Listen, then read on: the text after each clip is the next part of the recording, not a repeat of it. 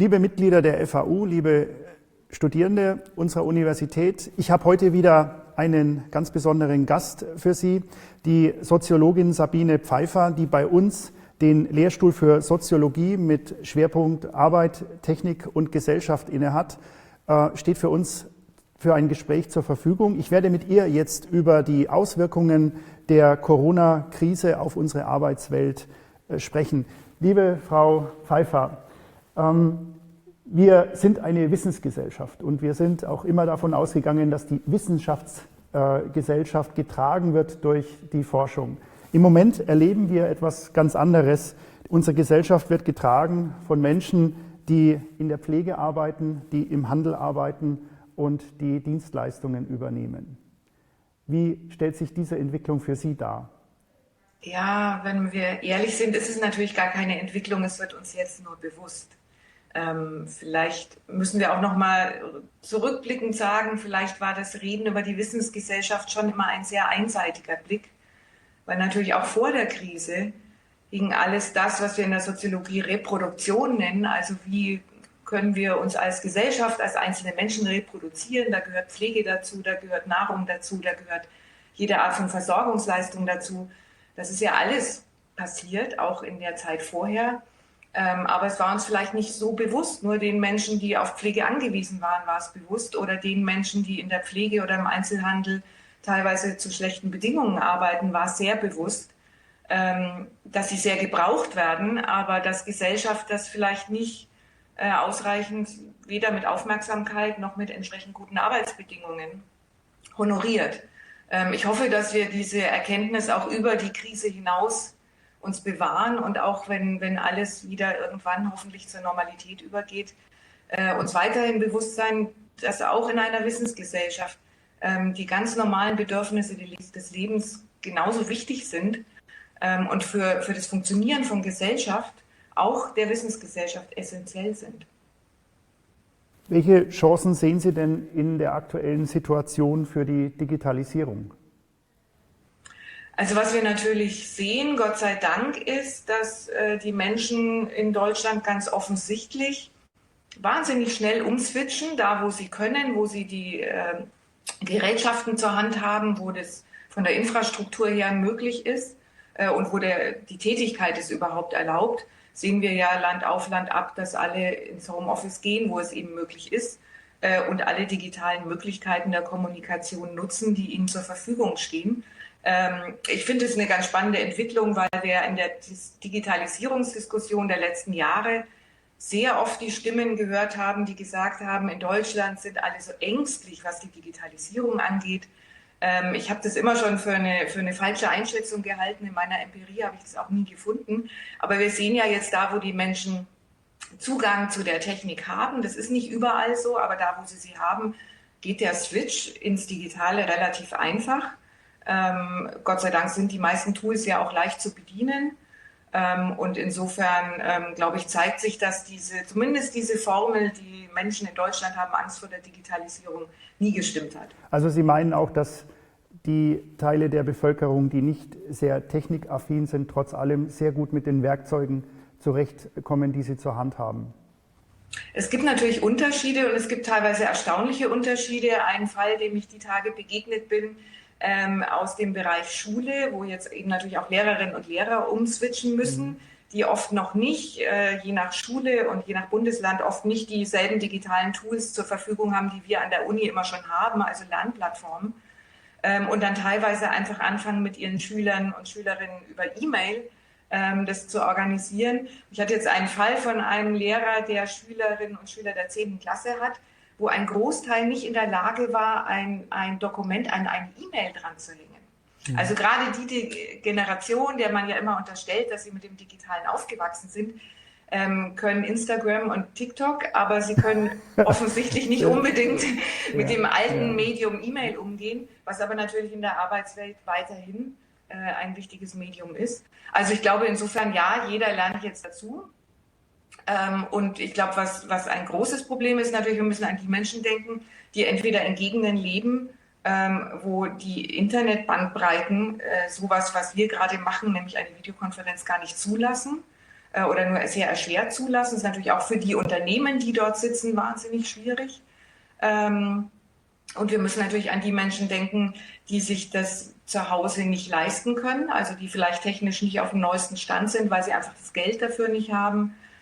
Und gerade wenn die jetzt in der Isolation sind und vielleicht die Videokonferenz, die letzte sozusagen, die letzte Möglichkeit wäre, noch mit Angehörigen, die irgendwo anders im Land leben, Kontakt aufzunehmen und die das dann nicht können, weil sie entweder die Fähigkeiten dazu noch nicht erlernt haben oder aber nicht an die Technik dran können. Das ist natürlich dramatisch, vor allem wenn der Zustand, in dem wir jetzt leben, länger anhalten. Ja. Für uns an der Universität hat die aktuelle Entwicklung einen Riesenschub gegeben im Bereich der Online-Lehre. Also wir werden alle Vorlesungen, die ab dem 20.04. starten sollten, in die digitale Welt transformieren. Und ich meine, das hätten wir in diesem kurzen Zeitfenster nie und nimmer geschafft, wenn nicht jetzt der Druck von außen bestünde, das Angebot diesbezüglich zu erweitern. Und ich kann mir gut vorstellen, dass das natürlich auch für die Arbeitswelt in vielen Bereichen geht. Wie sieht es denn für die Produktivität aus in der Krise? Wird die schrumpfen oder weiter steigern? Können wir die weiter steigern in der zweiten Jahreshälfte? Wie gehen wir damit um? Ich bin ja keine Ökonomin, sondern Soziologin, aber wenn ich mich an die grundsätzlichen Aussagen der Wirtschaftswissenschaften zum Thema Produktivität richtig erinnere, ist es ja quasi immer ein Verhältnis von Input und Output. Da könnte man sagen, naja, wenn alles runterfährt, dann fährt eben Input und Output runter.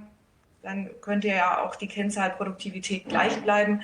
Aber meistens machen wir uns ja, wenn es ums Ökonomische geht, eher Sorgen darum, was heißt es denn, wenn das länger andauert, wenn viele, vor allem kleine Firmen, zumachen müssen, weil sie trotz aller Hilfe, die jetzt angeboten wird, Gott sei Dank, und die ja auch relativ unbürokratisch angeboten wird, trotz Kurzarbeit und vielen anderen Angeboten, es vielleicht doch nicht schaffen. Und wenn das im größeren Maßstab passieren würde und dieser ganze Zustand länger anhält, dann hätten wir möglicherweise natürlich ökonomische Folgen, an denen wir lange zu knapsen haben. Und da müssen wir, glaube ich, sehr darauf achten, dass wir als Gesellschaft auch nach der ganz akuten gesundheitlichen Krise sozusagen weiterhin diesen Zusammenhalt, der sich jetzt ja an vielen Stellen zeigt, dann noch bewahren und sagen, es geht jetzt aber auch darum, dass wir nicht mehr Armut schaffen, dass wir nicht mehr Ungleichheit schaffen, dass nicht die vielen, vielen kleinen und mittleren Betriebe kaputt gehen, die ja ein ganz wesentlicher Wirtschaftsfaktor sind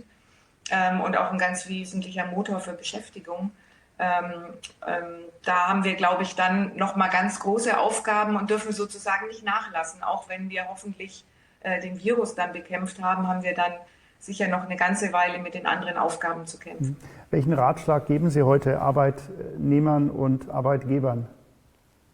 Also ich glaube, das Wichtigste ist wirklich, dass alle jetzt sagen, egal wie dramatisch man die Lage einschätzt, vieles wissen wir ja immer noch nicht. Wir wissen nicht, wann ein Impfstoff kommt. Wir wissen nicht, wie dramatisch die Entwicklung noch werden wird oder ob wir schon das Schlimmste sozusagen hinter uns haben. Kann im Moment ja keiner sicher sagen. Deswegen würde ich sagen, weiterhin muss die Devise sein. Es geht vor allem darum, Ansteckung zu verhindern und die Gesundheit von Beschäftigten muss immer im Mittelpunkt stehen und sozusagen das erste Kriterium von Entscheidungen zu sein. Ich habe schon in unserem Empiriefeld mitbekommen, dass es auch durchaus Vorgesetzte gibt, die selbst in Bereichen, wo es leicht möglich wäre, dass Menschen im Homeoffice bleiben, dann doch entscheiden, dass die Leute zu kommen haben. Solche Sachen sollte man natürlich im Moment wirklich nicht tun. Gesundheit steht an vorderster Stelle. Ich glaube, viele Firmen, und das hat ja schon angefangen, wir sehen das, haben auch angefangen, darüber nachzudenken, ob sie andere Produkte und Dienstleistungen jetzt in der Krise zur Verfügung stellen können und sind da sehr kreativ. Also wenn man davon hört, dass Automobilhersteller anfangen, darüber nachzudenken, ob sie Atemschutzmasken mit 3D-Druck machen und solche Sachen, das sind ja tolle Entwicklungen.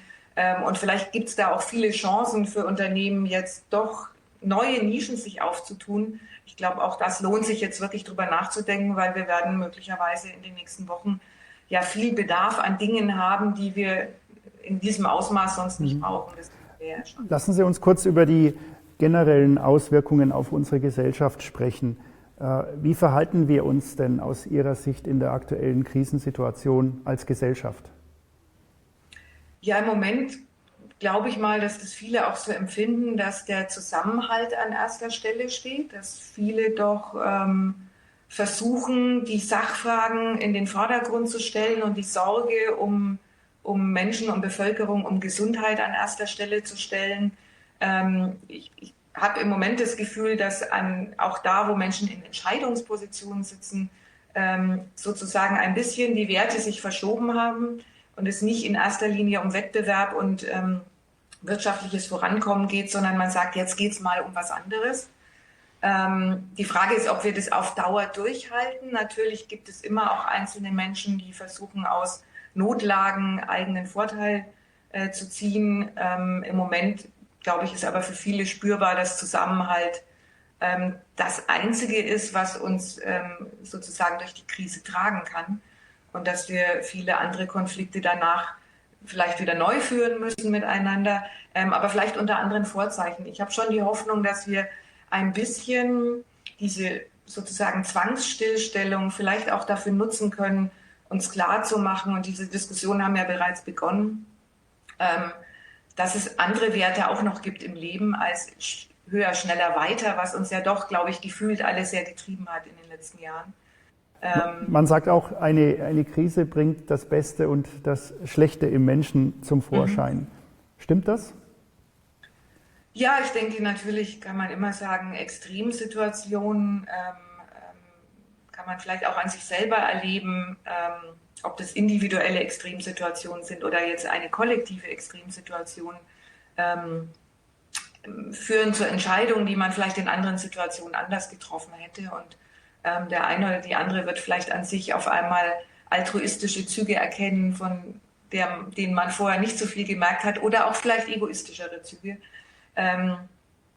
Ich glaube, das Wichtigste ist, und das ist natürlich aus soziologischer Sicht eine ganz spannende Entwicklung, dass einfach deutlich wird, auch in einer Gesellschaft, die sich als individualisierte Gesellschaft beschreibt, in der wir Gott sei Dank natürlich Freiheit des Handelns des Einzelnen und der Einzelnen sehr hochschätzen, dass wir gleichzeitig noch in der Lage sind und es noch nicht verlernt haben, dass Kollektives und Zusammenstehen auch was sehr Gutes sein kann. Und ich denke, das ist, ja, der Mensch ist ein soziales Wesen. Eine der Grundaussagen der Soziologie, das kann man im Moment sehr beobachten. Da muss man sich vielleicht eher fragen, was heißt es, wenn wir alle sehr lange in Isolation sein würden. Kann man das einschätzen, was das für unsere Psyche bedeutet, in der sozialen Isolation länger zu leben? Also natürlich es gibt natürlich auch Forschung darüber aus unterschiedlichen Fachrichtungen, was Isolation mit Menschen macht. Allerdings ist das natürlich eine Situation, die wir so nicht hatten. Also dass eine ganze Gesellschaft sozusagen, das stimmt natürlich nicht ganz. Ganz viele Menschen sind ja nicht in Isolation, sondern sind damit beschäftigt, die Gesellschaft am Laufen zu halten und die Prozesse am Laufen zu halten. Aber eben doch Millionen Menschen sitzen jetzt zu Hause, und ist, glaube ich, noch eine offene Frage, ob wir Forschungsergebnisse, die sich auf einzelne Sondersituationen und punktuelle Sondersituationen so ins Große übertragen können. Wir wissen schon, dass die sich professionell mit Themen wie häusliche Gewalt zum Beispiel auseinandersetzen, natürlich sich Sorgen machen, weil wir selbst an einer sozusagen freiwilligen und kleinen Isolation zu Hause im kleinsten Familienkreis über die Weihnachtsfeiertage ja schon wissen, da steigen oft die familiären Auseinandersetzungen, die Konflikte.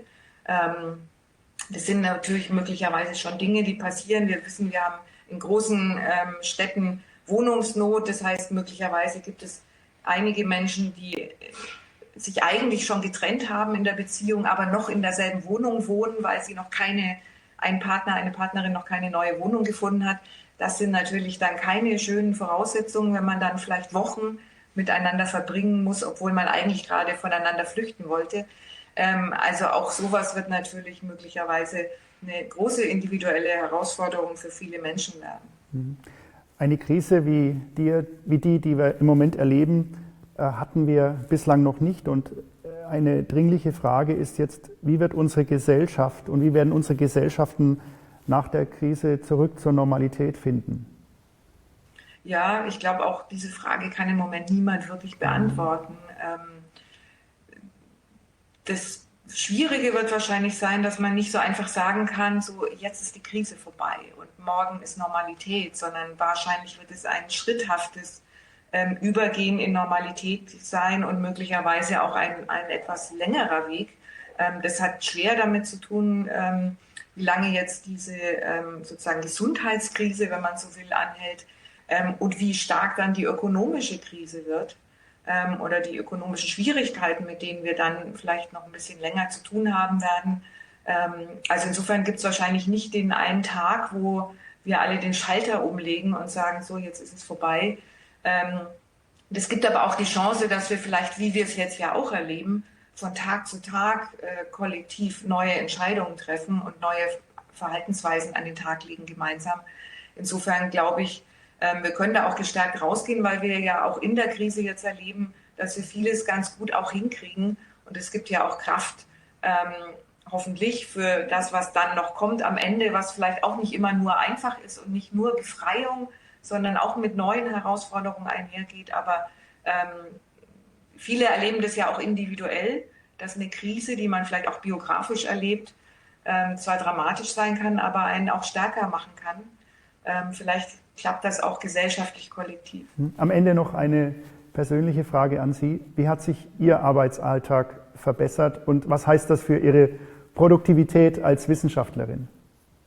Ja, also wir sind als Lehrstuhlteam übrigens sehr früh ins Homeoffice gegangen, also eigentlich als die ersten Überlegungen so im Raum standen, ob das vielleicht eine Entscheidung sein kann, die ansteht, habe ich das für mein Lehrstuhlteam gleich entschieden, weil ich dachte, wir haben einen Job, in dem das einfach sehr leicht geht und wir können vielleicht sonst nicht so viel Beitrag leisten.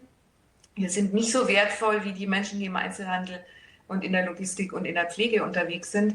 Aber unser bescheidener Beitrag kann sein, wenigstens möglichst schnell ins Homeoffice zu gehen. Das haben wir gemacht, außer meine Sekretärin, die natürlich die ist, die ab und an wenigstens nach der Post schauen muss und das auch tut und sozusagen die Einzige ist, die sich dann noch ab und an in unseren Räumen bewegt. Für die Produktivität, glaube ich, ist es ganz gut. Wir haben alle, glaube ich, im Moment das Gefühl, dass wir ein bisschen besser mal uns konzentrieren können, zum Schreiben kommen können. Wir sind alle ja in der Forschung viel im Feld normalerweise, in Unternehmen vor Ort, das heißt auch viel auf Reisen und die viele Zeit, die sonst fürs Reisen oder auch für die Reise zu Tagungen, die jetzt natürlich auch alle ausfallen, frei wird, die kann man jetzt ein bisschen konzentrierter vielleicht fürs Schreiben nutzen. Ich nehme an, die Publikationshöhe der Uni wird sich nach dieser Phase, zumindest in der Soziologie, deutlich nach oben schrauben. Das macht mir Hoffnung. Liebe Frau Pfeiffer, ich danke Ihnen ganz herzlich für dieses erfrischende und wichtige Gespräch. Ich wünsche Ihnen alles Gute und bleiben Sie gesund. Vielen Dank wünsche ich Ihnen auch und allen, die dieses Video hoffentlich ansehen werden. Schönen Tag. Dankeschön.